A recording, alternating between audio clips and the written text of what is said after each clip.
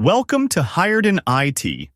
Our mission is simple: help you build the skills that employers actually want. Whether you're trying to land your first IT job, switch careers, earn a promotion, or increase your salary, we're here to help. Every video is thoroughly researched and designed to make complex IT topics easy to understand. If there's an IT topic you'd like us to cover, leave a comment below. We may turn your suggestion into our next video. Turning IT knowledge into career opportunities. Two companies need the same thing: a customer relationship management system. The first company builds one from scratch on virtual machines. The team configures servers, installs databases, patches operating systems, builds authentication, creates backups, and spends months maintaining infrastructure before employees can even use the application. The second company subscribes to a SaaS CRM, creates user accounts, imports its customer data, and starts working the same day. Neither decision is automatically right or wrong. A custom system may provide flexibility that an off-the-shelf product cannot. But choosing the wrong service model can waste time, increase costs, and create years of unnecessary maintenance. Understanding IaaS, PaaS, and SaaS is not just about memorizing cloud acronyms. It is about choosing the right level of control for the problem you are trying to solve. 3 concrete things you'll walk away with. First, you'll name all 3 cloud service models: Infrastructure as a Service, IaaS, Platform as a Service, PaaS, and Software as a Service, SaaS, and explain the main split of responsibilities. Second, you'll be able to pick the right model for a real business scenario. No more guessing and wasting money. And third, you'll know which model lines up with the IT career you're chasing. Let's get into it. Think of infrastructure as a service, or IaaS, like renting a prepared plot of land. The cloud provider owns the land, the utility connections, and the heavy equipment underneath it. You decide what kind of house to build, which rooms it needs, how it is secured, and how it is maintained. In cloud terms, the provider manages the physical servers, storage hardware, networking equipment, and virtualization platform. You manage the virtual machine's operating system, security settings, software, applications, and data. That is what gives IaaS its flexibility. You are not buying physical servers, but you still control most of what runs inside your virtual environment. IaaS is useful for learning because it exposes you to real operating systems, networks, firewalls, storage, and server administration without requiring a physical data center. Real IaaS you'll touch on the job: AWS EC2, Azure Virtual Machines, Google Compute Engine, and DigitalOcean Droplets. Each provides a virtual machine where you select an operating system from a catalog, Linux or Windows. Then you're off to the races, installing software, configuring firewalls, and managing patches. That's the IaaS playground. Quick checkpoint. Your company launches an Azure virtual machine or an AWS EC2 instance. Who is responsible for patching the physical server underneath it? The cloud provider. Who is responsible for patching the Windows or Linux operating system inside the virtual machine? Your team. That is the responsibility trap. Beginners often assume that because the server is in the cloud, the provider manages everything. With IaaS, the provider manages the physical infrastructure and virtualization layer. You still manage the guest operating system, installed software, configurations, identities, applications, and data. Cloud does not eliminate responsibility. It moves the responsibility line. This is what IaaS looks like in practice. You select a virtual machine image such as Ubuntu, Amazon Linux, or Windows Server. You choose the machine size, storage, network, and security settings. Then the provider creates the virtual server for you. But the work does not stop there. You still need to connect to the machine, install updates, configure the firewall, manage user access, deploy your software, monitor performance, protect the data, and plan backups. That control is exactly why cloud engineers spend so much time learning Linux, Windows Server, networking, identity, and automation. IaaS gives you flexibility, but every layer you control becomes a layer you must secure and maintain. Compare that with PaaS, where the provider manages the operating system and application platform so you can focus more directly on deploying code. Let's test your understanding. After launching an IaaS virtual machine, which layers are usually your responsibility? You manage the guest operating system updates, installed software, middleware, runtime, applications, identities, configurations, and data. The provider manages the physical data center, servers, storage hardware, networking hardware, and virtualization platform. One important detail: the exact responsibility split can vary by service and configuration. Security features may be available from the provider, but you are still responsible for configuring and using them correctly. That is the heart of IaaS. The provider gives you virtual infrastructure, but you operate the machine. You want full control over your server's OS and patches, but don't want to buy physical hardware. Which cloud model should you choose, and what's its main advantage? Meet Jess, a developer who needs to ship a Python app. She doesn't want to babysit a server, no OS patches, no load balancer configs. She picks a platform that handles the OS, runtime, and scaling. All she provides is the application code and data. That's Platform as a Service, or PaaS. A common misconception is that PaaS is simply a weaker version of IaaS. It is not weaker, it is a different trade-off. With PaaS, the cloud provider manages the operating system, much of the runtime, platform updates, infrastructure maintenance, and many scaling capabilities. Your team focuses on application code, application configuration, and data. That can dramatically reduce deployment and maintenance work. But you give up some control.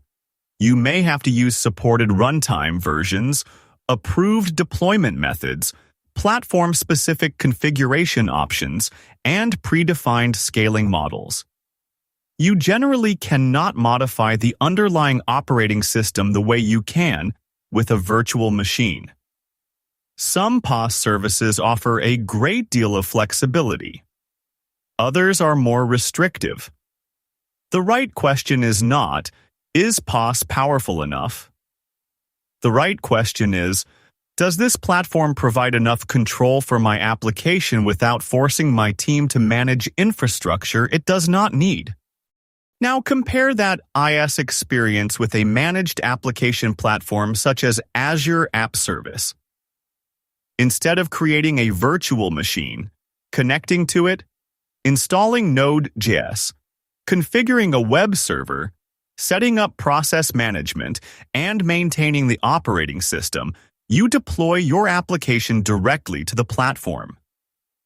You choose a supported runtime, configure the application settings, connect the required data services, and deploy the code. The provider manages the underlying operating system, platform maintenance, infrastructure availability, and many built-in deployment and scaling features. That does not mean the provider manages your entire application. You are still responsible for your code, dependencies, secrets, identity configuration, access controls, data protection, monitoring, and application security. PaaS removes much of the server management work. It does not remove the need for good architecture and secure development. What is the main trade-off when you choose PaaS instead of IaaS? You give up some infrastructure and operating system control in exchange for faster deployment and less maintenance. With IaaS, you can install almost any supported software and customize the operating system. With PaaS, you normally work within the platform's supported runtimes, deployment options, configuration model, and service limits. Which one is better? Neither one is always better. IaaS is better when you need deeper control or must support a specialized workload. PaaS is better when the platform supports your application and you want the provider to handle more operational work. Choose the model based on requirements, not habit. Software as a service, or SaaS, delivers a complete application that you access through a browser, mobile app, or client application. The provider manages the data center, servers, storage, networking, operating system, platform, application code, updates, and service availability. But that does not mean the customer has zero responsibility. Your organization still manages users, identities, permissions, authentication settings, data classification, retention, configuration choices, integrations, compliance requirements, and how employees use the service. For example, Microsoft may patch the servers behind Microsoft 365, but your organization must still configure multi-factor authentication, control administrator privileges, protect sensitive information, and remove access when an employee leaves. SaaS removes most infrastructure management. It does not remove security, governance, or accountability. Many of the tools businesses use every day are SaaS applications. Microsoft 365, Salesforce, Google Workspace, Dropbox, Zoom, Slack, ServiceNow, and many other business platforms deliver complete software without requiring customers to build or maintain the underlying servers. Most organizations do not choose only one cloud service model. They use a combination. They may run legacy applications on IaaS, deploy new web applications on PaaS, and use SaaS for email, collaboration, customer management, finance, and human resources. That combination creates major career opportunities. IT professionals are needed to manage identities, licenses, integrations, access policies, data governance, security settings, compliance requirements, and the movement of information between cloud services. You may never maintain the SaaS provider's servers, but managing SaaS properly is still serious technical work.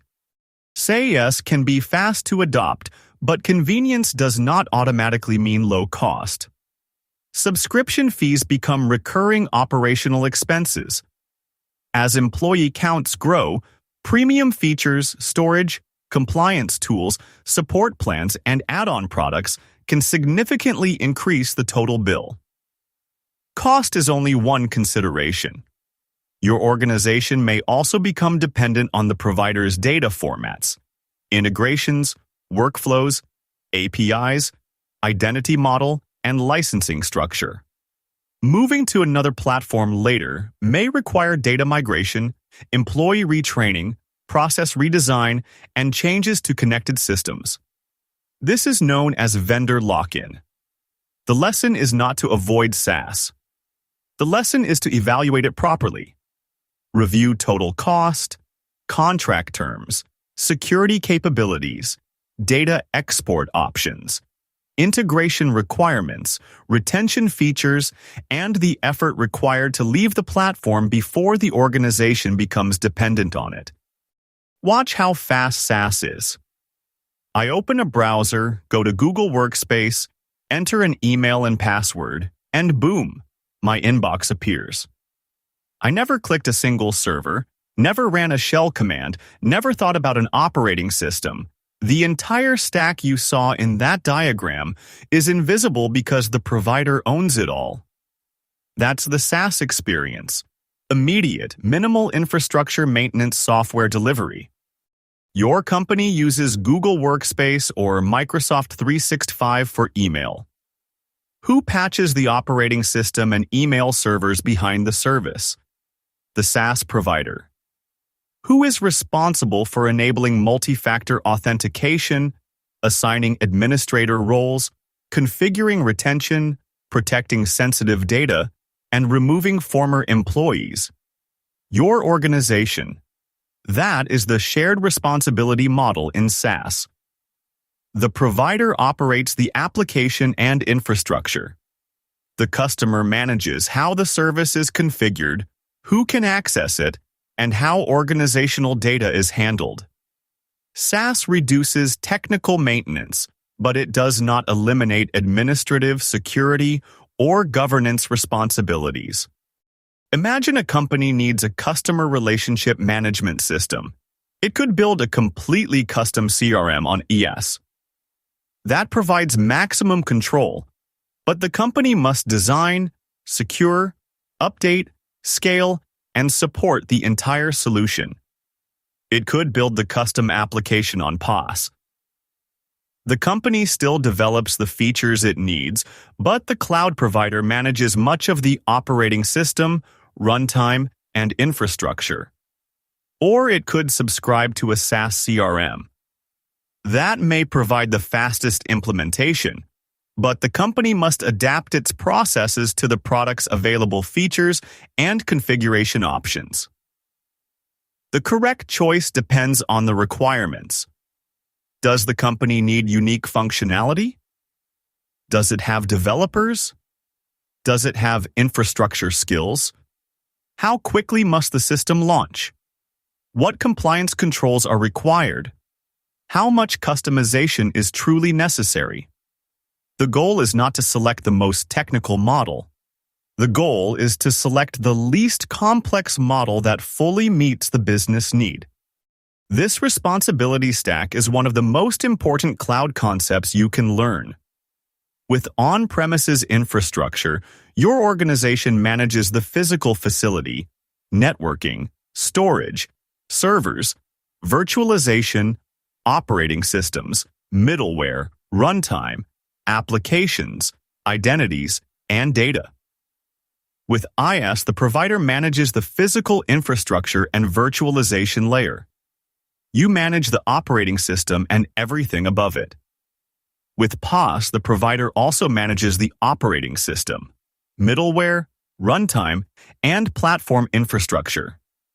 You focus mainly on your application, configuration, identities, and data.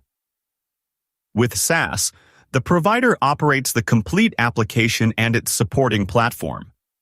Your organization still manages users, permissions, data, configuration, governance, and compliance. As you move from on-premises towards SaaS, operational responsibility generally decreases. At the same time, direct control and customization also decrease. The exact dividing line varies by service, but the principle remains the same. Cloud models differ primarily in how responsibility is divided between the provider and the customer. All three service models create career opportunities, but the work looks different in each one. IaaS creates demand for cloud engineers, infrastructure engineers, network engineers, systems administrators, security engineers, and cloud architects. These roles manage virtual machines, networks, storage, identity, monitoring, resilience, and automation. PaaS creates opportunities for developers, DevOps engineers, platform engineers, site reliability engineers, cloud architects, and application security professionals. These roles focus on deployment pipelines, application platforms, managed databases, observability, scaling, and software delivery. SaaS creates demand for administrators, support specialists, identity engineers, security analysts, compliance professionals, integration developers, and business system owners. The strongest professionals understand more than one model because most real organizations use all three. Do not select a model only because someone says it is growing fastest. Choose a starting point that matches the kind of work you want to perform, then build enough knowledge to understand how all three models connect. Let's connect the models to careers. Which model should you understand deeply if you want to manage virtual machines, networks, operating systems, and storage? IaaS. Which model is especially important if you want to deploy applications without maintaining servers? PaaS. Which model will you frequently manage in help desk, identity administration, business systems, and Microsoft 365 roles? SaaS. But remember, these are not strict boundaries. Cloud engineers use PaaS. Developers sometimes use IaaS. Systems administrators manage SaaS. Security professionals work across all three. Your role determines where you begin, but modern IT careers increasingly require you to understand the entire responsibility spectrum. Cloud cost is not determined by the service model alone. IaaS may appear inexpensive because you can rent a small virtual machine for a relatively low hourly price, but the real cost includes administration, patching, monitoring, backups, security, licensing, engineering time, and recovery planning. PaaS may have a higher direct service price than a basic virtual machine, but it can reduce labor by removing operating system maintenance and providing built-in deployment, scaling, availability, and monitoring capabilities. SaaS may have the lowest startup effort because the application is already built. However, subscription fees, premium features, support plans, integrations, storage, and per-user licensing can become substantial at enterprise scale. On-premises infrastructure is not automatically more expensive, and cloud is not automatically cheaper. Stable, heavily utilized workloads may sometimes run economically on existing infrastructure. The correct comparison is total cost of ownership.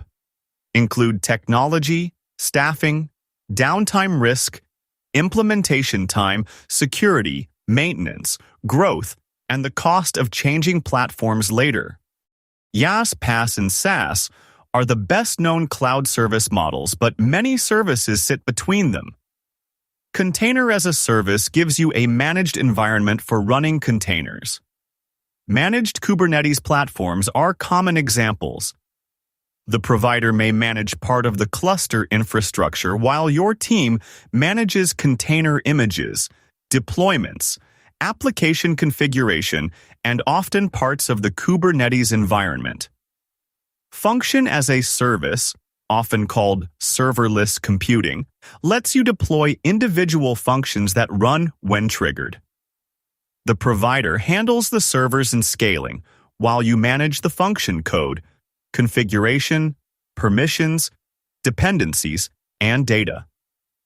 Desktop as a service delivers centrally managed virtual desktops to users over a network.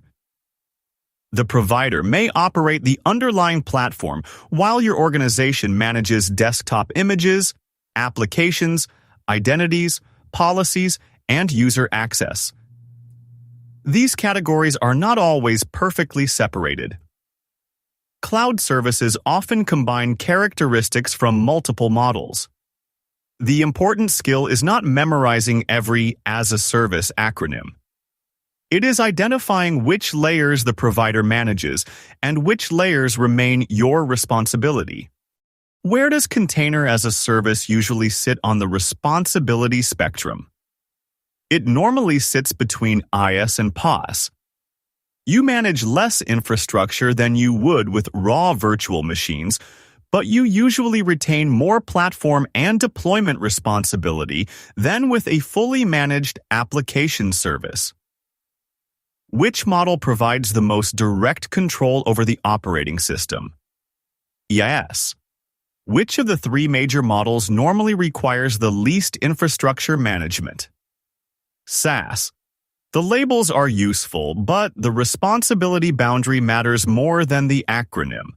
Whenever you evaluate a cloud service, ask one question: what exactly does the provider manage, and what does my organization still need to operate, secure, and govern? Your best starting point depends on the career you want. If you want to become a cloud engineer, systems administrator, network engineer, or cloud architect, begin with IaaS. Learn virtual machines, operating systems, networks, firewalls, storage, identity, monitoring, backup, and automation. If you want to become a software developer, DevOps engineer, platform engineer, or application architect, begin with PaaS. Learn application deployment, manage databases, secrets, identity, scaling, observability, APIs, and continuous delivery. If you want to work in help desk, Microsoft 365 administration, business systems, identity management, compliance, or SaaS support, begin with SaaS administration. Learn user lifecycle management, licensing, permissions, security policies, data governance, and integrations. However, do not stop with only one model. A cloud engineer may run virtual machines, connect them to a managed database, and integrate the application with Microsoft 365. Real environments mix IaaS, PaaS, and SaaS. Learn one deeply, then understand how it connects to the others. Sooner or later, you'll face the question: explain the difference between IaaS and PaaS.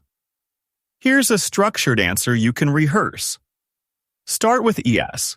It gives you virtual hardware, servers, storage, and networking, and you manage the operating system, middleware, runtime, and applications yourself. Then PaaS. It provides a managed platform where the provider handles the OS, runtime, and middleware, so you only deploy your code and data. Wrap it up by saying, it's about where the shared responsibility line is drawn. That phrase alone tells the interviewer you understand the model, not just the acronyms. Memorize those 2 sentences. They'll serve you well. Let's map the 3 models to services you may encounter. For IaaS, think of Azure Virtual Machines, AWS EC2, or Google Compute Engine. These services give you virtual servers, and you manage the guest operating system and installed software. For PaaS, think of Azure App Service, Google App Engine, or AWS Elastic Beanstalk. These platforms let you deploy applications while the provider manages much of the operating system and runtime environment.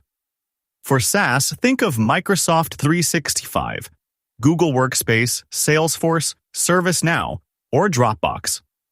These are complete applications operated by the provider. Some services do not fit perfectly into a single category. Managed databases, Kubernetes platforms, and serverless services may share characteristics of multiple models. Do not become trapped by the label. Look at the responsibility boundary. Determine what you configure, what you maintain, what you secure, and what the provider operates. Once you understand that pattern, you can evaluate services from any cloud provider. Your turn. AWS EC2 provides a virtual machine where you manage the operating system. Which model is it? IaaS. Azure App Service lets you deploy application code while Microsoft manages the underlying operating system and platform. Which model is it? PaaS. Google Workspace provides complete email, document, and collaboration applications through a subscription. Which model is it? SaaS. Now for the more important question: why? EC2 gives you infrastructure. App Service gives you a managed application platform. Google Workspace gives you complete software. Do not memorize only the product names. Learn to identify the responsibility model from the way the service operates. A logistics company needs a custom inventory tracking application. The company already has Python developers, but it does not have staff available to patch operating systems, maintain web servers, configure load balancers, or manage virtual machine clusters. Management wants a working prototype within 6 weeks. Which service model is the best starting point? PaaS. The development team can build the custom business logic and manage the application data, while the provider operates the underlying platform, runtime, infrastructure, and many scaling capabilities. Would SaaS be even easier? Possibly, but only if an existing SaaS inventory product meets the company's requirements. Would IaaS work? Yes, but it would introduce server management responsibilities that the company is specifically trying to avoid. Architecture is rarely about what can work. It is about choosing the option that satisfies the requirements with the least unnecessary complexity. You walked into this video knowing maybe one or two of these models. Now you can name all three: IaaS, PaaS, SaaS, and tell someone exactly who manages what in each stack. You know how to pick the right model for a business scenario. And you can map these models directly to the IT career you want, whether you're gunning for cloud engineer, DevOps, or IT support. That's not trivia. That's a skill. Your next step is to experience the responsibility difference yourself. First, deploy one small virtual machine using Azure Virtual Machines, AWS EC2, or Google Compute Engine. Record the tasks you must perform, choosing an operating system, configuring networking, controlling inbound access, connecting to the machine, installing updates, and deploying software. Then deploy one simple web application using a PaaS service such as Azure App Service, Google App Engine, or AWS Elastic Beanstalk. Record what the platform manages for you and what you still need to configure. When you finish, create a 2-column document. In the first column, write IaaS responsibilities. In the second column, write PaaS responsibilities. That comparison will teach you more than memorizing a diagram, because you will experience exactly where the responsibility line moves. Remember to stop or delete lab resources after the exercise so they do not continue generating charges.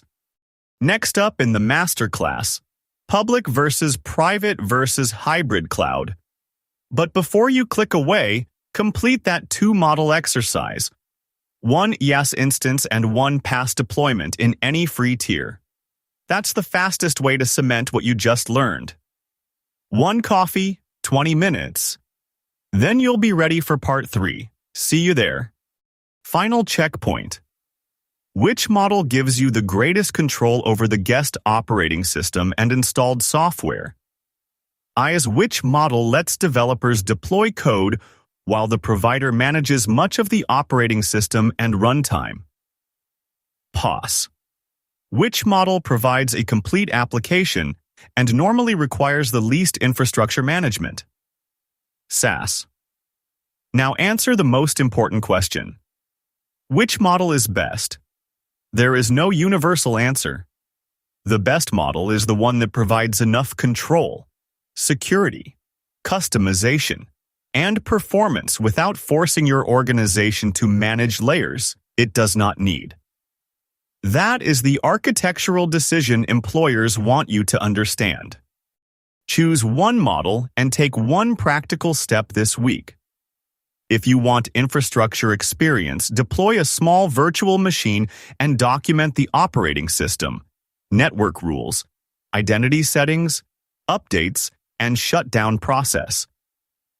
If you want application platform experience, deploy a simple web application to a PaaS service and document what the provider manages for you. If you want SaaS administration experience, create a test tenant or use an available lab environment to practice user accounts, groups, permissions, security settings, and access policies. Do not leave billable cloud resources running after your exercise. Stop or delete anything you no longer need and review the provider's cost management tools. Then write down what you learned. What did you control? What did the provider control? What security responsibilities remained yours?